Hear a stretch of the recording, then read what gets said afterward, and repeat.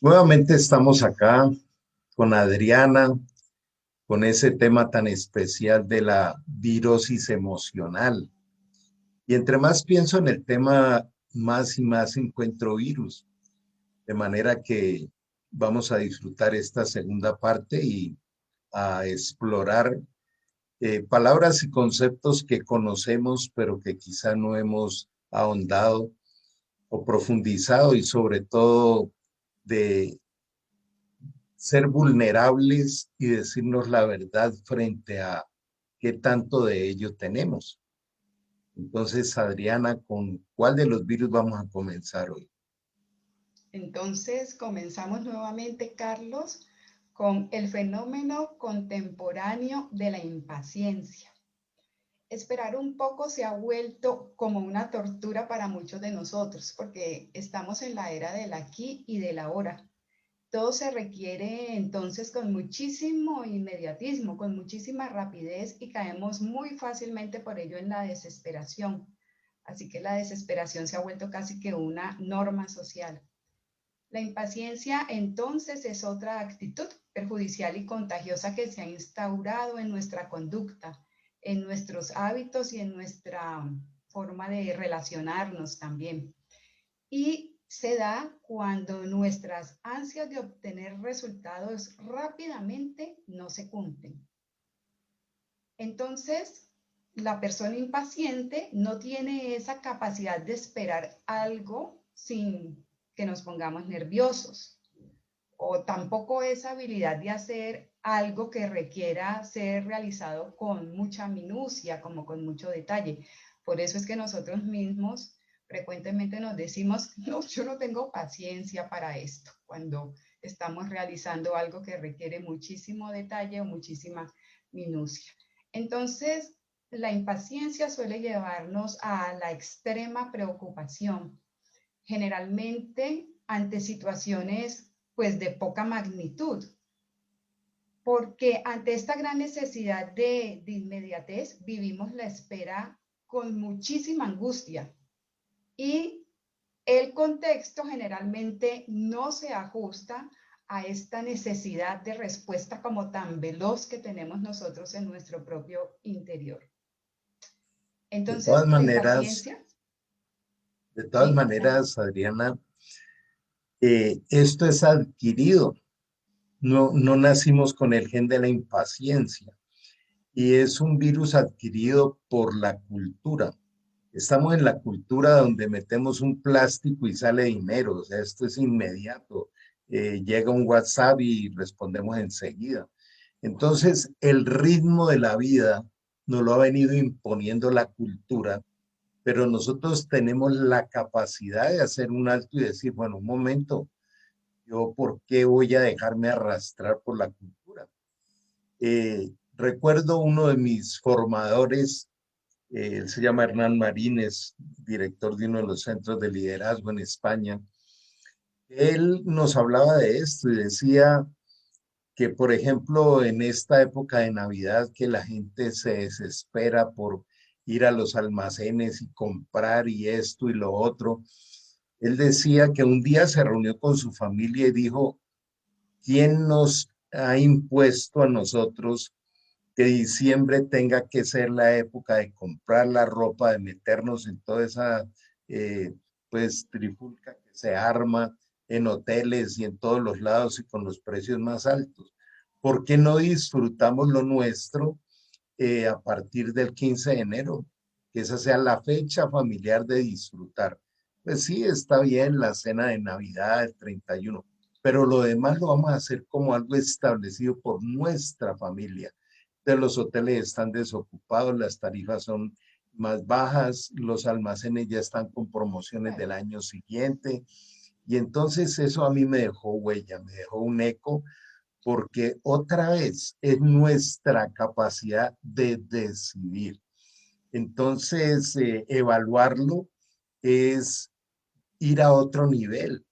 Mira que cuando en algún momento he hablado de un enemigo llamado promedio, es cuando mi línea de comportamiento es lo que hace todo el mundo. Y resulta que eso implica ser uno más del montón. Pero si yo hago un alto y digo, no, yo no tengo por qué ir a semejante velocidad que corre todo, se encuentra uno la gran capacidad de regresar al reposo en aquellas decisiones y momentos de la vida. Aún, por ejemplo, en la neurociencia se sabe que el cerebro funciona por imágenes. Entonces, si uno aprende a planear sus actividades por mapas mentales, uno es el que coloca el ritmo de la vida. De manera que motivamos a todos los que nos escuchan a considerar el aprender a planear sus actividades a través de mapas mentales. Qué bien, qué bueno, Carlos. Sí, efectivamente la impaciencia es una conducta aprendida y el contexto social hoy favorece que seamos más impacientes debido a que hoy tenemos que vivir en el inmediatismo. Queremos algo y lo queremos ya. Ser impacientes tiene entonces una repercusión importante en nosotros mismos, puesto que constantemente nos sentimos frustrados al no ver resuelta en la rapidez que necesitamos nuestros deseos, nuestras necesidades, y nos sentimos angustiados cuando las cosas no se dan en el tiempo estipulado por nosotros. Es por esto que no controlar esta actitud nos trae problemas de todo tipo en las relaciones personales, laborales y por supuesto en nuestro propio bienestar. Hay una herramienta que trabajamos mucho en neurociencias aplicadas que se llama la zona de meditación integral. Y en algún programa lo vamos a hacer, pero el corazón de esta herramienta es una pregunta muy, muy poderosa. Y ¿es indispensable hacerlo en este momento? Entonces, esa pregunta nos lleva a priorizar las actividades, nos lleva a poder darle un orden a nuestro cerebro y esto da unos resultados increíbles, sobre todo en la resolución de conflictos también. De manera que Así es. es esa invitación a disfrutar el ponerle la velocidad a las cosas. Eh, por ejemplo, hay personas que llaman haciendo un reclamo y yo no estoy obligado a responderle en ese momento. Entonces le puedo decir, mira, déjame meditarlo, de pronto si he fallado en algo, perdóname y dame un par de días, yo te llamo y volvemos a hablar. Pero alguien viene alterado y entonces nos llenamos de la toxicidad que trae la otra persona y terminamos en el mismo estrés, en la misma impaciencia y nos daña el día. De manera que es explorar nuestro tráfico aéreo, nuestra forma de pensar es algo que se disfruta mucho y sobre todo cuando logramos eh, estrenar, podríamos decir, la torre de control. Nunca nos hemos puesto a pensar en la capacidad de controlar y administrar cada uno de estos aspectos de la vida. Así es. Entonces, como consecuencia, realmente la impaciencia no nos trae nada positivo. Solamente conseguimos, por el contrario, experimentar sensaciones de frustración y de impotencia al ver que no obtenemos las respuestas en los plazos que nosotros mismos nos hemos estipulado y además que no podemos hacer absolutamente nada para cambiarlo. Entonces, por el contrario, se refuerzan nuestras emociones negativas.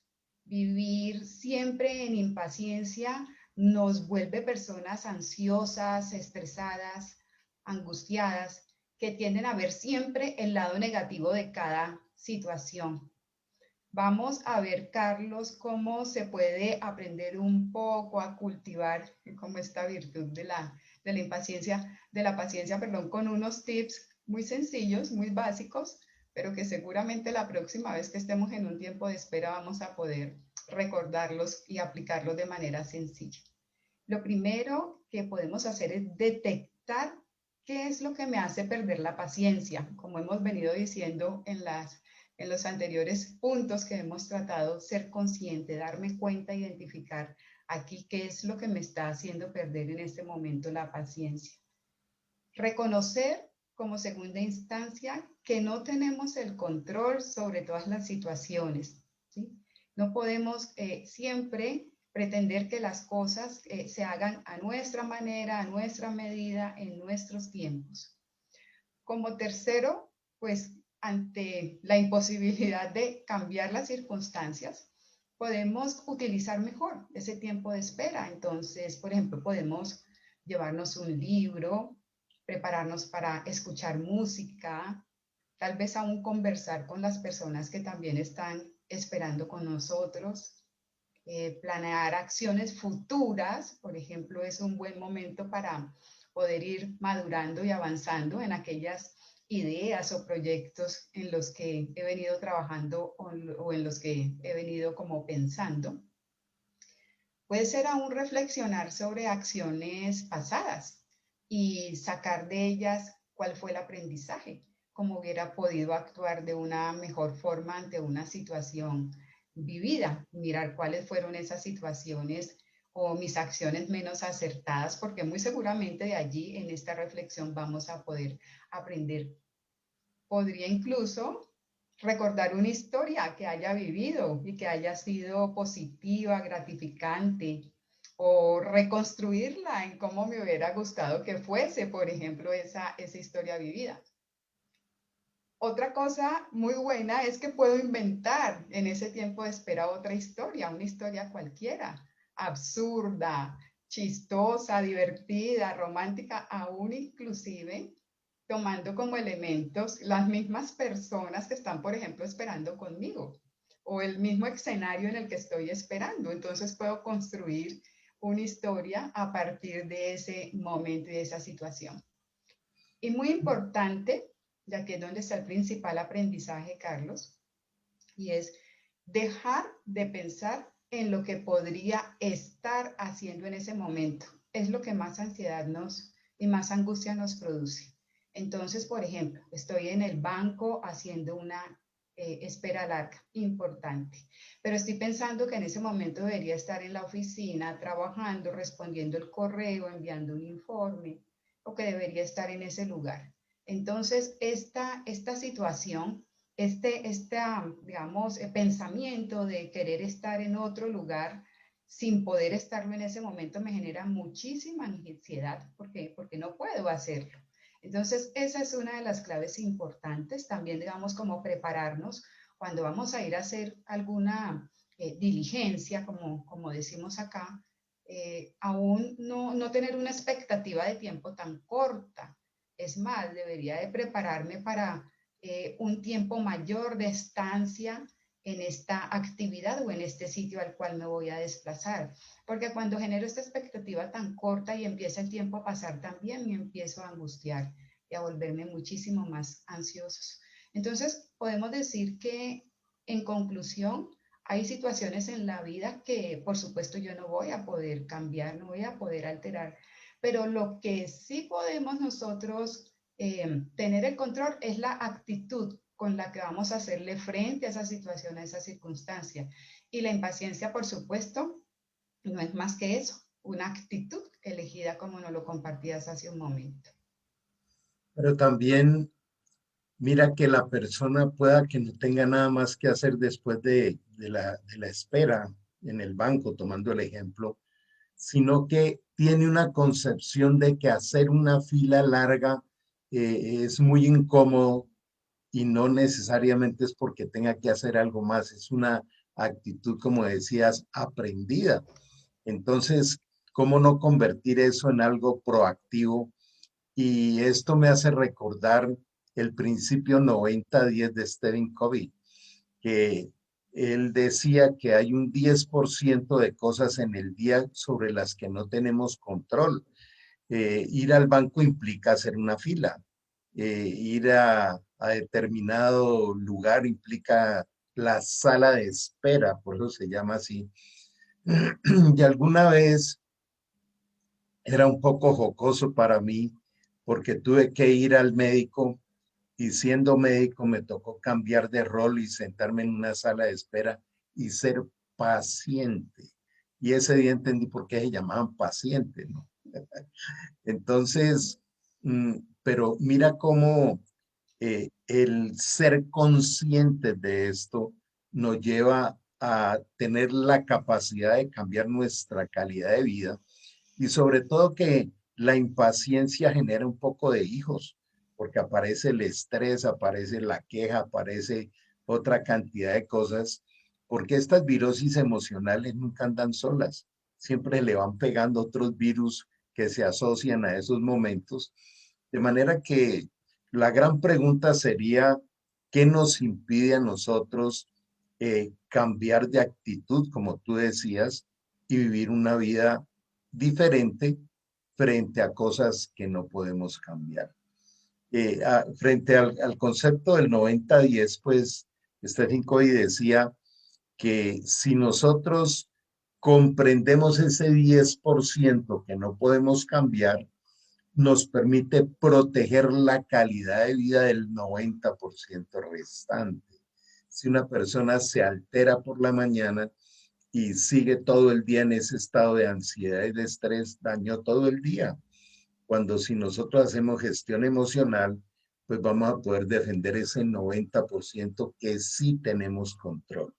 Entonces, bien especial lo que nos compartes. Bien, muchísimas gracias, Carlos. Entonces, si te parece, podemos pasar a otro de nuestros virus elegidos para compartir el día de hoy, y es la informalidad. Nos referimos a informal para calificar a aquella persona o aquello que no respeta las formas, los modos, las normas. Hoy la persona formal, por el contrario, es catalogada o considerada como anormal, como el diferente. Y sus maneras de actuar llegan inclusive a incomodar tanto a los demás que no son formales, que les hace difícil continuar defendiendo su forma de ser, su responsabilidad, tentados inclusive en muchísimas ocasiones a dejarnos llevar por la informalidad y convertirnos en uno más. Ser informal es como pertenecer a una gran colectividad. Hoy lo mismo da, por ejemplo, no contestar correos electrónicos, mensajes, requerimientos de los demás, incumplir fechas acordadas o ser impuntual. Y este tipo de acciones hace que una mala costumbre luego se vuelva propia de la mayoría y termine siendo vista como algo normal. Veamos a qué nos lleva la informalidad. En principio, a que todo funcione mal, pues si no tenemos reglas, cada uno va a actuar conforme a su parecer. No habrá un actual general, que más bien precisa de un camino que nos organice y que nos conduzca como sociedad. Si se vale, por ejemplo, no contestar correos electrónicos, la otra persona que pueda estar esperando una respuesta podría inclusive, por la falta de información, cometer errores, tomar decisiones poco acertadas con la base de poca información. Si dejamos de cumplir, por ejemplo, los plazos, también perdemos la credibilidad ante los demás. Y es posible que, como decíamos en el punto anterior, las decisiones erróneas se puedan haber evitado cuando tratamos y logramos ser un poco más formal. En fin, podría decirse que un comportamiento informal está relacionado a la falta de educación y a la falta de acatar las normas de respeto que como sociedad hemos constituido para obrar de manera colectiva.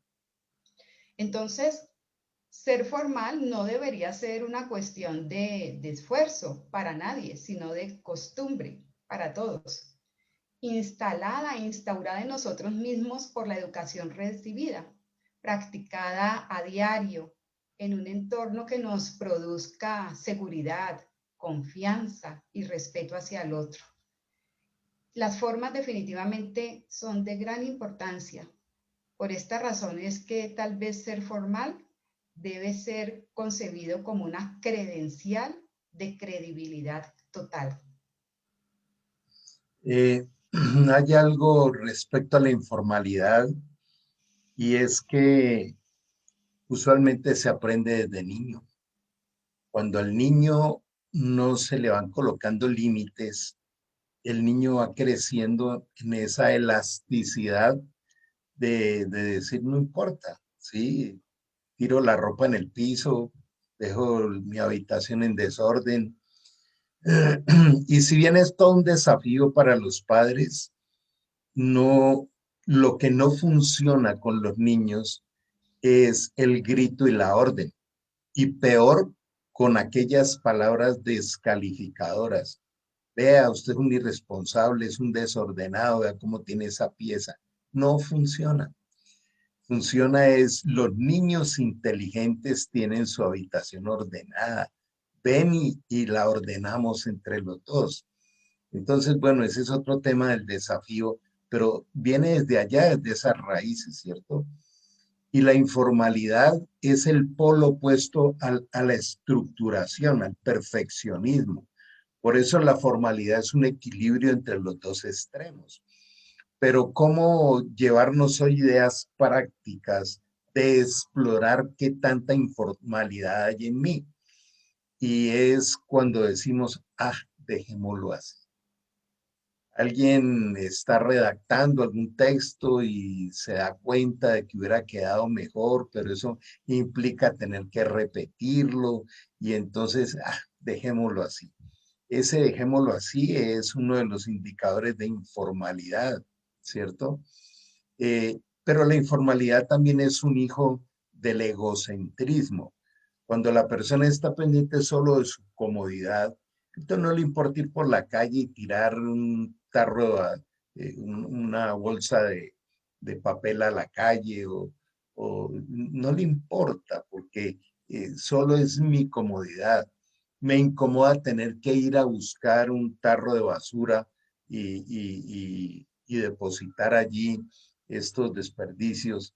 Entonces, cuando nosotros otra vez nos volvemos vulnerables y empezamos a descubrir los niveles de informalidad que tenemos, esto nos da la posibilidad de ir a otro nivel. Así es que se construye y se desarrollan niveles potentes en nuestro cerebro. Ahora, esos aspectos de informalidad, de desorden externo, es el reflejo de una informalidad y de desorden interno. Es como el reflejo. Cuando uno entra a una oficina o entra a una habitación o una casa y ve un desorden, uno dice, pues obviamente conociendo un poco desde las neurociencias, esta persona necesita reordenar muchos de sus procesos neuronales, de sus procesos cerebrales. Y bueno, siempre serán desafíos. Yo quiero insistir mucho en eso. Cuando invitamos con este tipo de programas a estar viajando a nuestro interior, no es para flagelarnos y para decir, no, es que yo soy el colmo, no, es verlos siempre como los grandes descubrimientos que nos permite ir al mejoramiento. Y miramos otra cosa, Adriana, que la persona que se niega a descubrir sus debilidades, sus áreas que requieren mejoramiento, eh, también tiene un alto nivel de orgullo, porque es decir, yo no me puedo permitir que los demás perciban mis fallas internas y eso pues es bien dañino. Es decir, todos los seres humanos tenemos áreas en las que tenemos que mejorar, que avanzar y lo increíble de esto que nos permite ser libres del estar defendiéndonos del qué dirán y del rechazo, es decirnos la verdad y verlos como esos grandes escenarios de poder ir a otro nivel y de mejorar. Eso hace parte de la vida y parte esencial de la vida. Así es, Carlos. Sí, así es. Vamos a pasar, Carlos, a nuestro tercer virus, del día de hoy es algo que nos encanta hacer. Y nuestro tercer virus del día de hoy es la crítica. Este es otro de los hábitos que hacemos en automático. Un hábito además que es malsano y que nada aporta, que por el contrario pone en evidencia la vida pobre, las carencias, el interior de quien lo ejerce como deporte, además de un enorme cúmulo de frustraciones. Vivimos hoy en una tendencia a criticarlo todo, sin disculpar ni siquiera las faltas más leves del otro, hablando permanente mal de los demás, de sus acciones, cayendo en un comportamiento muy dañino para los demás que generan unas atmósferas pesadas, además, que pueden llegar a hacernos incluso a sentir malestar físico, además del malestar psicológico o emocional que ya hemos venido conversando. Uno de los aspectos de nuestra sociedad actual que además impulsa o genera, facilita mucho más esta actitud malsana, es que ahora tenemos medios para observarnos los unos a los otros. Internet, por ejemplo, y las redes sociales han hecho que exista muchísima información publicada sobre cada persona y que sea más fácil conocer pedazos de vida, fragmentos, solamente una parte de las personas con las que ni siquiera hemos hablado nunca, por ejemplo. Veamos por qué criticamos tanto. Bueno, en esto hay, la verdad, muchos motivos que nos pueden llegar a criticar constantemente a los demás. El principal de ellos es quizás que juzgar a otros de modo superficial es una manera mucho más fácil y sencilla para nosotros mismos de sentirnos superiores a alguien por comparación, sentirnos bien con nosotros mismos cuando nos comparamos con el otro. A veces también trasladamos ese exceso de autoexigencia que tenemos en nuestro interior a los demás, haciéndoles partícipes de nuestro estilo inflexible. Entonces actuamos siendo demasiados exigentes y poco tolerantes con los errores en los demás, porque así también lo somos con nosotros mismos, con nosotras mismas. Otra de las razones es porque proyectamos en otras personas nuestra propia personalidad.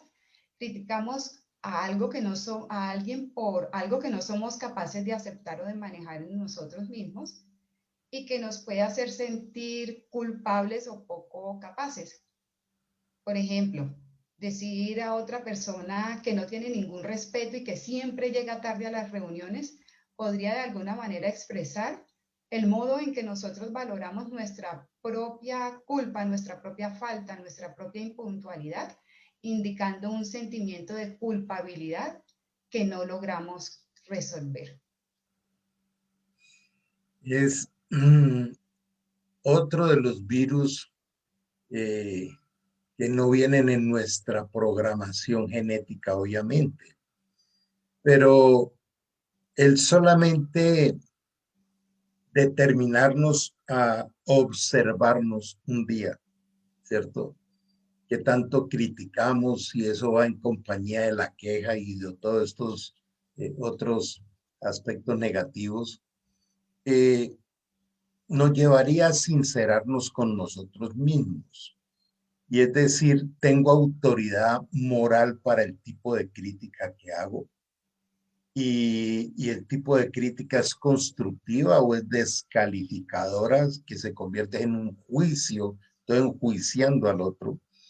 Por eso en algún momento hemos hablado de la gran diferencia que hay entre mirar, juzgar y reaccionar, en lo cual pues todo esto envuelve la crítica, en vez de mirar para contemplar y comprender y así poder ayudar. Esos son los dos extremos diferentes que puede tener la crítica. Eh, Así, así la, es, la, Carlos. sí, adelante. Eh, gracias. Quisiera como que revisáramos algunas características que pueden ser similares a las comunes, a las personas que lo critican todo. Primero, cuando lo hacemos, buscamos querer hacer pensar a los demás que somos perfectos. También nos asiste una falta de autocrítica. Lo que hacen mal las cosas siempre son los otros, pero no nosotros mismos. Asumimos también un papel de jueces y de dueños de la verdad. Encontramos cuando estamos en esa actitud de crítica que todo suele ser un motivo de descalificación, cualquier situación, cualquier detalle, por más mínimo que parezca. También se suele ser incapaz de mantener una conversación o una discusión sobre argumentos. Entonces, cuando toca discutir constructivamente acerca de un tema, tienden a dirigir sus comentarios hacia las características negativas que supuestamente presenta el otro como persona. También cuando caemos en esta actitud permanente de crítica, menospreciamos a los demás. Y tal vez esto lo hacemos, como comentábamos hace un momento, para sentirnos menos insatisfechos con nuestras propias vidas o buscando tal vez un sentimiento de superioridad. Utilizan también cualquier cosa para descalificar o ridiculizar o menospreciar a los demás y se irritan con muchísima facilidad. Estas son pues algunas características muy propias cuando tenemos y adoptamos esta actitud de estar en una permanente y constante crítica frente a todo y frente a los demás. Es bien importante compartir lo siguiente. Estamos rodeados de un mundo inundado por la crítica y la crítica puede ser constructiva o destructiva, pero yo sí puedo capitalizar la crítica de los demás hacia mí, sea constructiva o destructiva. Y es que me sirven para evaluar mis reacciones emocionales. Cuando yo la crítica la puedo observar como un concepto de alguien que le está emitiendo, yo tengo un gran instrumento para medir la madurez de mi carácter. Porque si yo me altero fácil por las críticas que me hacen otros, lo que me estoy dando cuenta es que dentro tengo una alta inmadurez en mi carácter. Recordemos que el carácter es el sistema de gobierno de cada persona. Y también que de pronto mi autoestima no ha crecido, no ha madurado. Y es un ejercicio que yo invito a todos a que lo hagan. ¿Qué pasa en sus emociones cuando viene una crítica? Sencillamente usted decide qué tipo de manejo le da. Puede venir una crítica bien destructiva, pero usted es el que decide si le aterriza o no en su aeropuerto cerebral. Pero es una herramienta muy útil para medir nuestra capacidad de gestionar. Y cuando yo aprendo a gestionar la crítica, también me va llevando a ese punto de no estar criticando a los demás.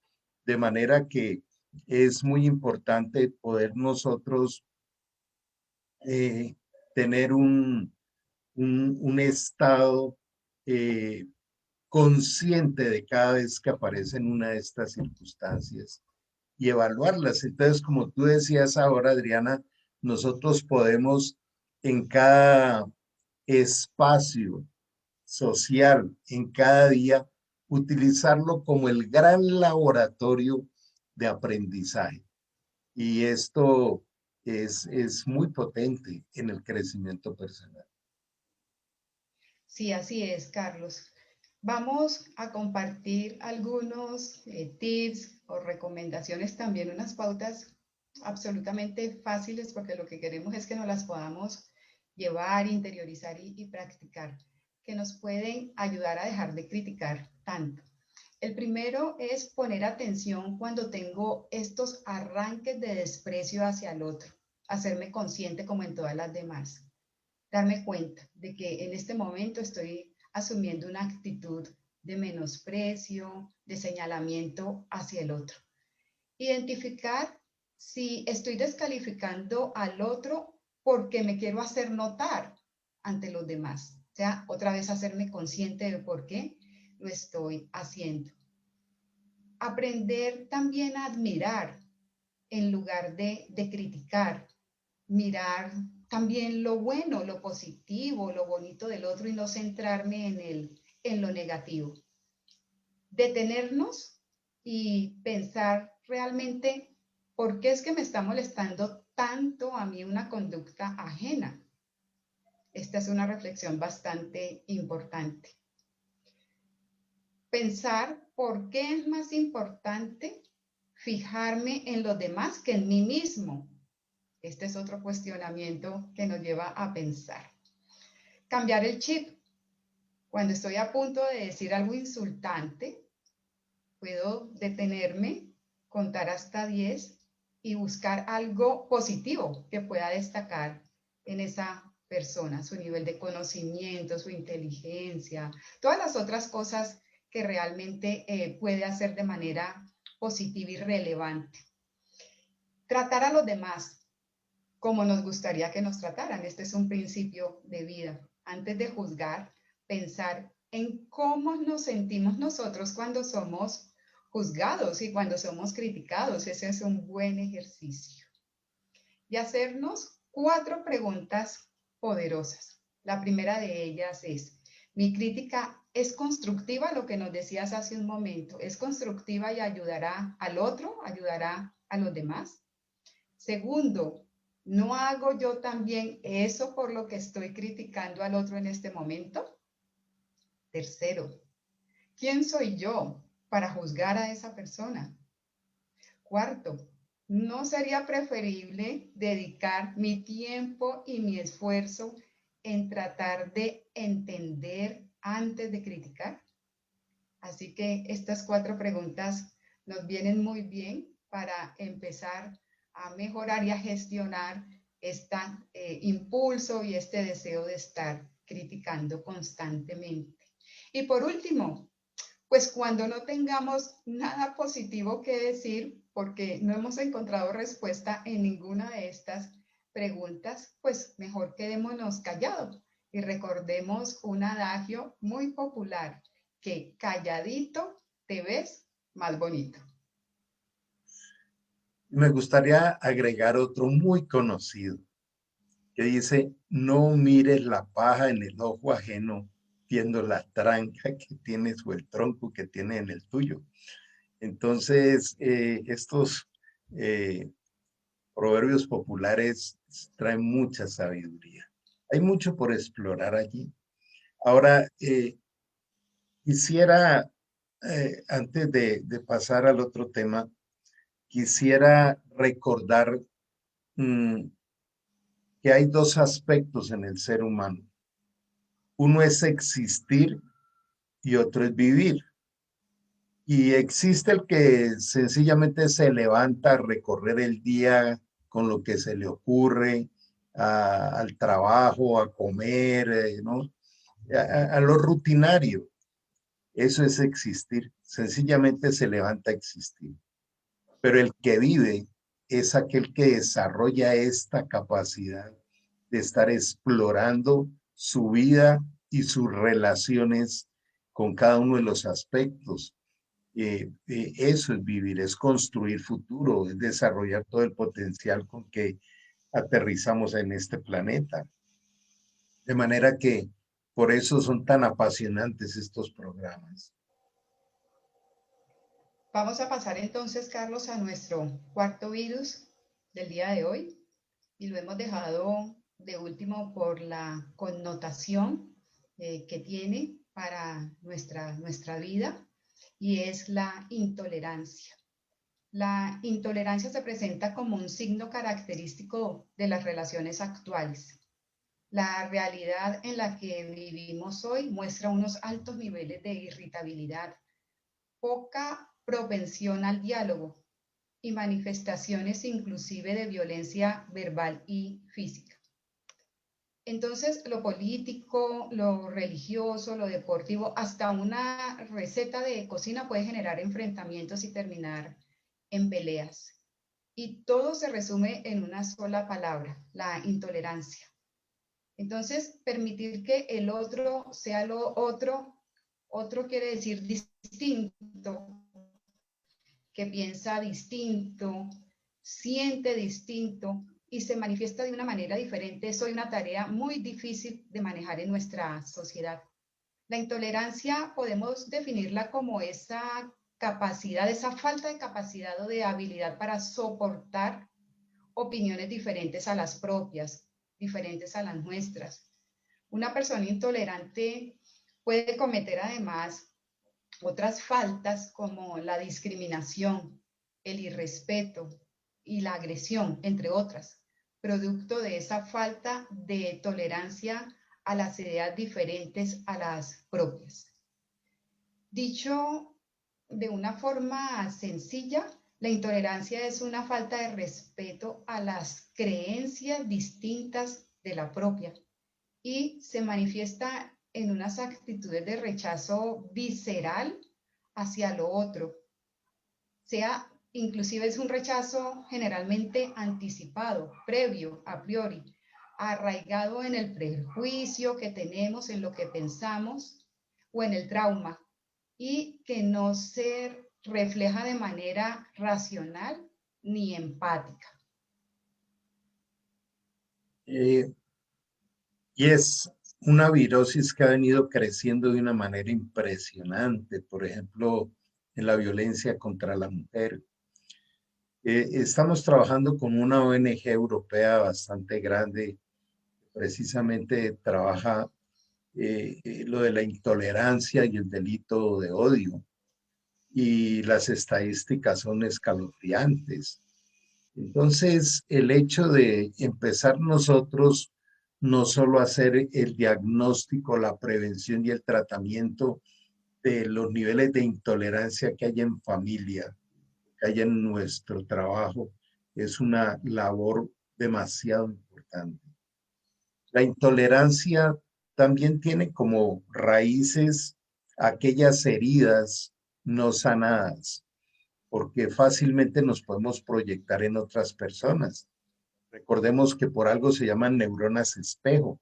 Nosotros podemos mirarnos en el otro y cuando vemos circunstancias que no nos gustan es porque también están en algún rincón de nuestra alma y por eso nos incomoda. Entonces, esta área de trabajar la intolerancia es un tema muy profundo, un tema muy extenso, es un tema sobre el cual se han hecho congresos globales y la intolerancia también es eh, ese momento en que nosotros debiéramos pensar eh, qué me da autoridad para intervenir en la libertad que tiene el otro de ciertos comportamientos. Cuando otra persona tiene acciones que me están afectando, pues obviamente coloco límites o hago intervenciones desde algún lado, pero el generar esa intolerancia, porque es mi interpretación, es otra vez la manifestación de un desorden interior que debe ser corregido.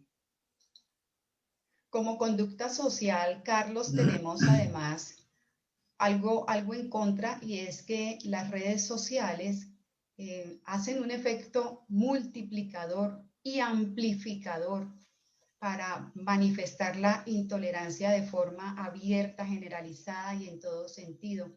Y bien sea como tendencia social o como particularidad individual, tiene claros efectos negativos en la forma de relacionarnos con los demás.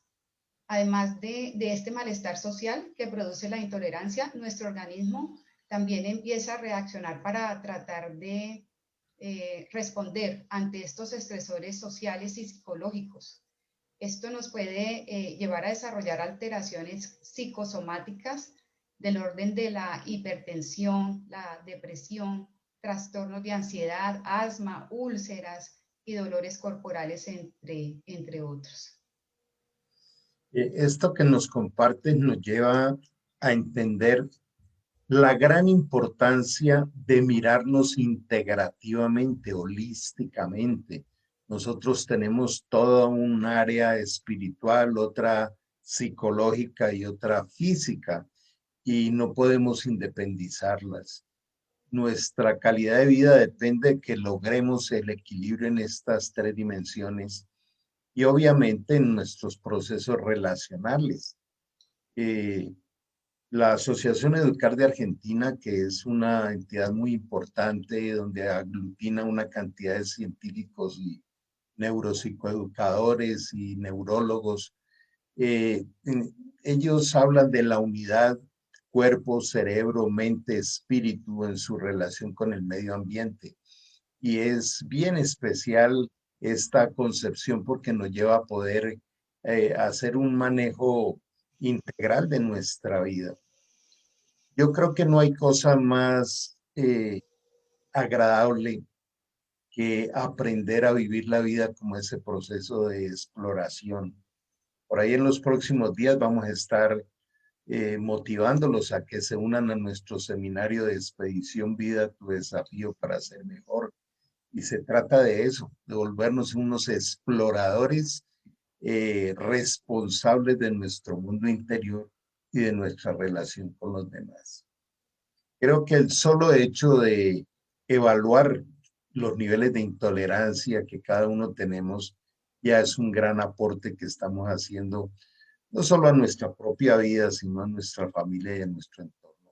Ese es demasiado importante. Sí, es importante, Carlos, entonces, como para resumir las características de las personas intolerantes o cuando estamos en una actitud de intolerancia, es que una persona intolerante muestra un fanatismo muy fuerte a la hora de defender sus creencias y posturas. Entonces suele ser incapaz de discutir con base en argumentos y adopta pensamientos extremistas creyendo que su visión es la única válida. Las personas intolerantes, como ya lo decías, tienen demasiados prejuicios, es decir, juzgan a una persona en base a una opinión previa. Son personas que creen firmemente en sus ideas y también las defienden de forma, como decíamos ahora, con fanatismo, de forma exagerada y desmedida. No escuchan las opiniones de los demás, son autoritarias, porque no importa si tienen o no la razón, lo único válido es su opinión. Poseen un pensamiento dicotómico, es decir, ven solamente las cosas en blanco o en negro, no hay grises, no hay puntos medios. Y psicológicamente son inflexibles y rígidos, porque piensan que solo hay una única verdad y que esa es la suya. Estos son temas tan supremamente amplios que, pues, como lo hablaba ahora, nos llevaría a hacer seminarios de un solo tema de estos.